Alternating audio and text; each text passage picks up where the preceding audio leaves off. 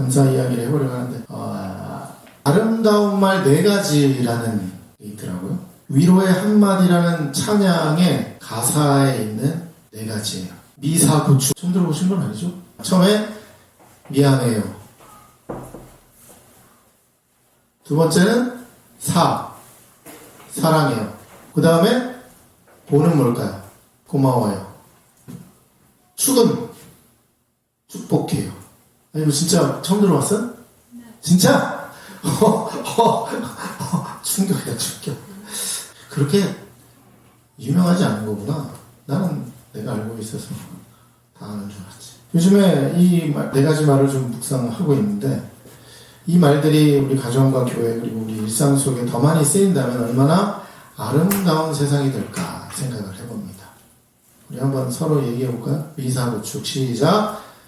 미사고축. 아니, 너무 축약했어. 하나씩 시작. 미안해요, 사랑해요, 고마워요, 축복해요. 근데 저는 이걸 가만히 묵상하다가 갑자기 감사가 더하기라는 생각이 들었어요. 감사는 사람의 마음에 뭔가를 더해주는 것 같아요. 상대방이 주는 호의나 사랑을 인정하고 칭찬하는 것은 그들의 마음에 힘과 기쁨을 더해주는 거죠. 그렇죠? 인정하고 칭찬해주고 뭘 잘해줬는데 그냥 먹고 끝 이렇게 하면은 그냥 그게 호의나 이런 것들이 다 사라져 버리잖아요. 그렇죠? 근데 그거를 감사한다고 하게 되니까 그걸 오히려 회복시켜주는 느낌? 그렇죠? 더해주는 느낌? 그렇죠? 그러니까 근데 선물을 받고 그래 당연히 너는 나한테 선물을 줘야지 하고 탁 끌어버리면 선물이 마치 사라지는 것 같은데 고맙다고 얘기해주면 마치 선물이 그 사람에게 다시 돌아가는 느낌. 저는 그런 느낌을 경험하게 됐습니다. 그래서 우리 관계 가운데 그리고 가족들 가운데 특히나 이게 뭔가 더해지는 게 없다. 우리는 왜 더 관계가 더 커지고 넓어지고 깊어지고 이런 게 없을까라고 생각했을 때 이 더하기가 없어서 그런 것은 아닌가 그런 생각을 했어요. 그런데 놀라운 사실이 있습니다. 오늘 주일학교 5명이 왔는데 다 아내 교습소 애들로 온 애들 5명. 거기다가 교회 처음 나온 애들 5명이 거기 앉아있는. 가끔 오는 애들은 교회 나왔다가 했던 애들인데 오히려 걔네들은 이렇게 안 와. 오히려 정말 가끔 오는데 얘네들은 오기만 하면 또 열심히 물론 뭐 여러 가지 상황이 있지만 이렇게 열심히 잘 나오는데 교회에 처음 나오고 예수님을 처음 한 5명의 애들이 이렇게 나와서 예배하는 걸 보고 놀랍다. 그러면서 우리 아내에게 너무 감사하다. 이런 고마운 마음이 생기더라고요. 그래도 못내 좀 서운함이 있었지만 그런 것들을 좀 더할 수 있어요. 더해지니까 그게 어떻게 될까요? 서운함이 사라지잖아요. 근데 그런 더함이 없으니까 계속 그게 남아있는 거죠. 서운함이 남아있고 부족하고 결핍하고 만족하지 못하고 불만 이게 계속 깔려있는 거죠. 근데 고맙다고 해버리니까 그게 이렇게 최소한 더해져서 더 넘치는 게 아니더라도 평평하게 되는 거죠. 그런 마음을 좀 느끼게 되는데 그래서 인정과 감사는 관계를 그렇게 풍성하게 만들어주죠. 오늘 감사가 우리에게 더해주는 3가지 놀라운 복을 한번 생각해 봤어요. 첫 번째, 감사는 하나님의 능력과 복을 더해준다. 이렇게 플러스 하나님의 능력과 복이에요. 우리가 지금 뭐 잘 누리고 있어 이렇게 하지만 하나님의 능력과 복이 더해지게 된다는 거죠. 원래 있는데 원래 있으면 더 더하면 되고, 그쵸? 난 많은데, 그러면 또 더하면 되지, 그쵸? 그래서 너무 많으면 어떻게 해? 나눠주면 되는 거고, 그쵸? 근데 나눠줄 때 나누기가 뭐예요? 축복을 합니다. 그럼 나눠주잖아요. 오병이어 이야기. 예수님의 말씀을 듣기 위해서 빈들의 사람들이 엄청나게 모였어요. 그래서 예수님 말씀 듣고 너무 좋았어요. 근데 식사 시간이 돼서 밥 먹고 와라 이렇게 하는데, 빈들이 너무 멀어요. 광야가 너무 멀고, 또 보니까, 옆에 있는 마타에 가야 되는데, 돈도 없는 것 같아. 그래서 아무도 안 가는 거야. 그래서, 얘들아, 우리 제자들한테, 얘들아, 밥 좀 줘야 되는데, 어떻게 뭐 할 게 있냐. 우리도 뭐 돈이 좀 별로 없어요. 특히 여기 다 먹일 수는 없단 말이에요. 그러면서 막 불평하고 있어요. 근데 보니까 이 무리 중에 어떤 아이가 보리떡 5개와 물고기 2마리를 가지고 있는 것을 발견했어요. 그래서 가져와봐라. 예수님은 이 작은 음식을 두고 하나님께 감사 기도를 드리셨습니다. 요한복음 6장 11절입니다. 시작. 예수께서 떡을 가져오 축사하신 후에 앉아있는 자들에게 나눠주시고 물고기도 그들의 원대로 주시니라. 아멘. 여기서 축사하다는 감사하다는 거죠.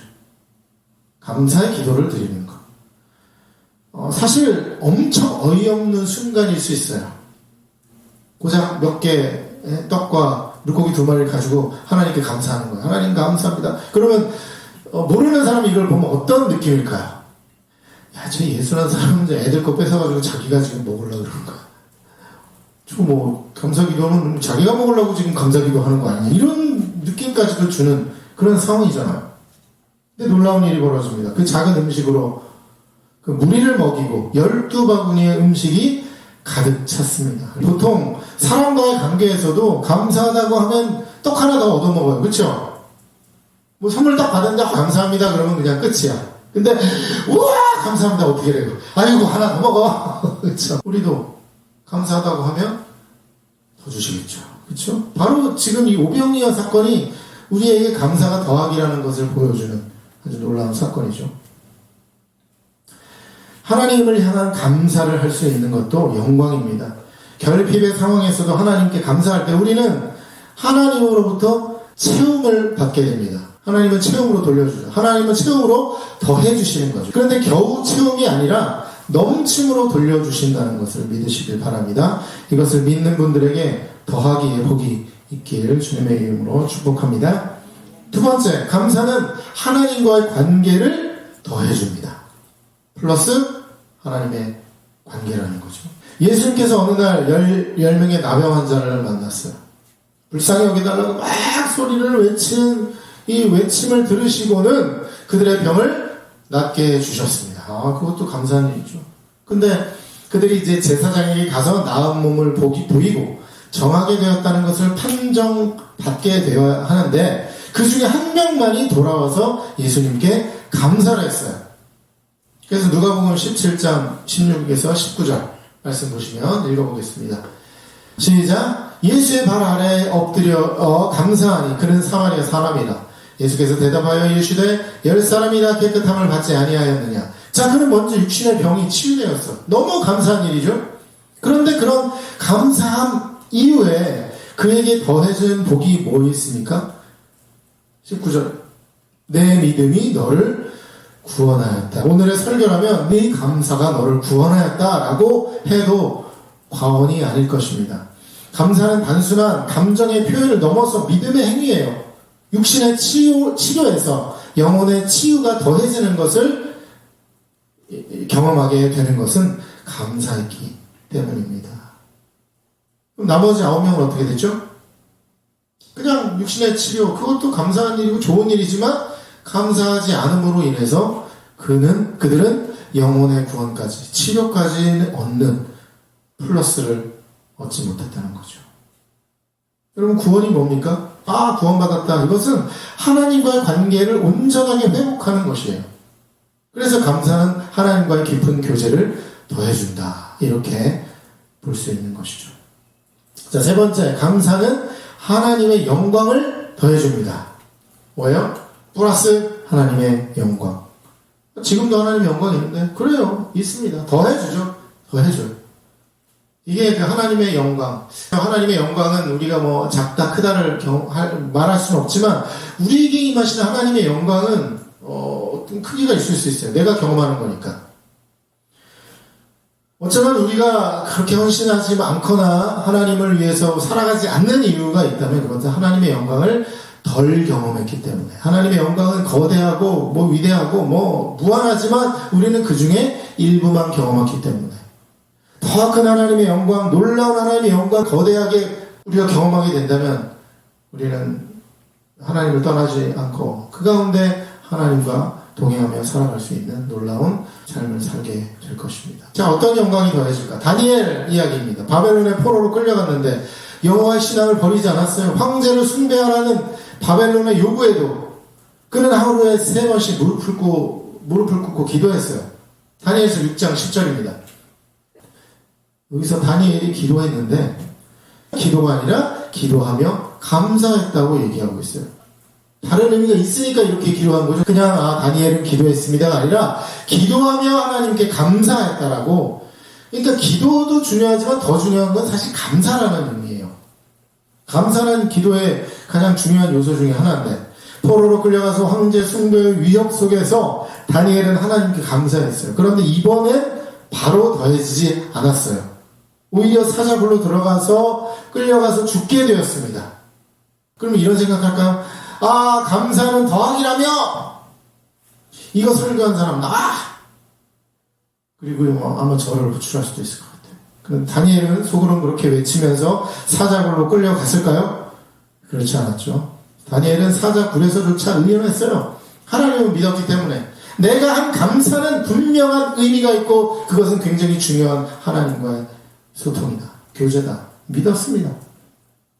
하나님은 사자들의 입을 봉인시켜버리고 사자들은 다니엘과 굴에서 하룻밤 잘 자게 된 거죠. 그런 다니엘을 보며 사람들은 하나님을 찬양했습니다. 바벨론의 왕이 그 장면을 보고 은혜를 받아가지고 다니엘을 풀어주고 다니엘을 죽이려 하던 무리를 오히려 사자굴에 던져버렸습니다. 혹시 그 무리도 사자굴에서 하나님께 감사했다면 살았을까요? 하지만 그렇지 않고 바로 사자의 밥이 되었습니다. 감사할 시간도 없어요. 성경에 보면 이렇게 던졌는데 땅에 떨어지기도 전에 그냥 사자가 그걸 내려오는 그 사람들을 물고 그냥 죽이고 그냥 먹어버린 거죠. 다니엘은 위험 속에서 자신의 할 도리인 하나님께 감사할 때 결국 하나님께서 구원해 주셨고 하나님의 영광을 더해 주셨습니다. 할렐루야. 어찌 보면 고난과 위험의 순간에 하나님께 감사하는 것은 이미 하나님의 영광을 더하는 게 아니겠습니까? 여러분 고난과 어려움의 순간에 고통 순간에 하나님을 원망하는 것, 세상을 원망하는 것은 누구나 할 수 있어요. 그 안에는 하나님의 영광이 보이지 않습니다. 그러나 그 속에서 하나님께 감사하는 한 사람으로 인해 하나님이 영광 받으시고 온 세상 가운데 높여지실 것입니다. 할렐루야. 그 사람이 유명하거나 많은 무리 가운데 있지 않더라도 독방에 있을지라도 그 사람이 하나님께 감사하는 순간 그곳은 하나님의 영광 가득 찬 영광스러운 공간이 될 것입니다. 여러분의 가는 공간이 그런 공간이 되시길 주님의 이름으로 축원합니다. 예수님과 한 나병 환자 그리고 다니엘의 공통점은 무엇입니까? 아주 곤란하고 고통스럽고 위협적인 상황에서 불평과 불만이 아니라 오히려 하나님께 감사했을 때 하나님은 놀라운 반전을 더해 주셨습니다. 플러스. 요즘 많이 쓰이는 말이 있죠. 저 이거 참 좋아하는데 오히려 좋아 이런 거 얼마나 긍정적인 말인지 몰라요. 부정적인 마음을 좀 덮을 수 있는 말버릇, 말의 습관인 것 같아요. 오히려 좋아. 그래 지금 힘들고 어렵지만 오히려 좋아. 왜요? 감사할 때 그곳에서 하나님의 영광이 드러날 시간과 장소니까요. 할렐루야. 그렇죠? 잘 되고 성공하고 이럴 때 하나님을 찬양할 때는 하나님의 물론 하나님의 영광이 드러나지만 뭔가 뭐랄까 그렇게 보면 될 것 같아요.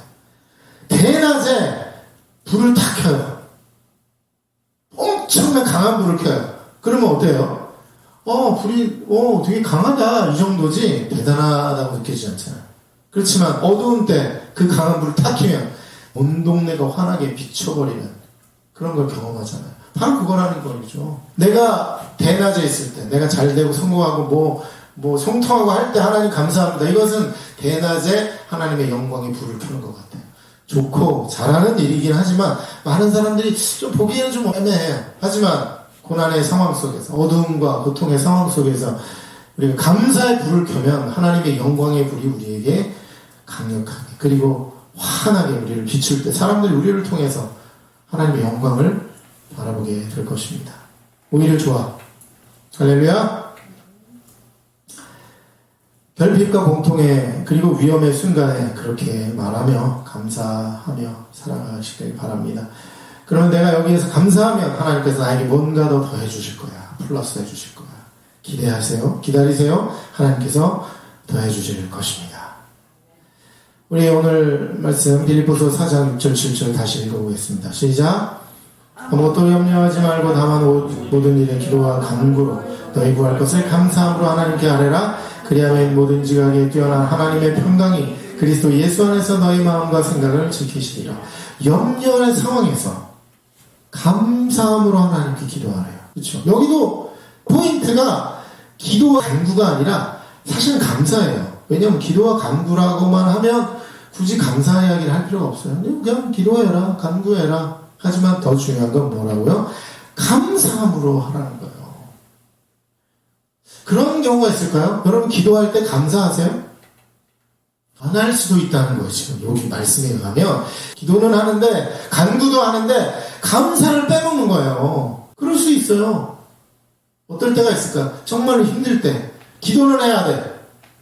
기도는 해. 그리고 힘드니까 간구는 해. 요청은 해.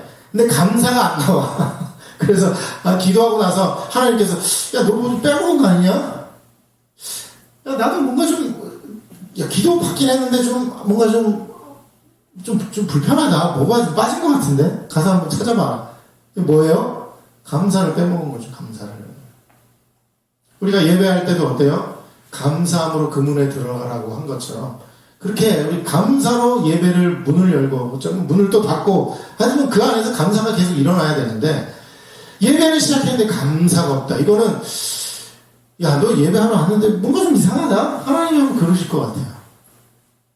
우리에게도 그런 마음이 있지 않을까?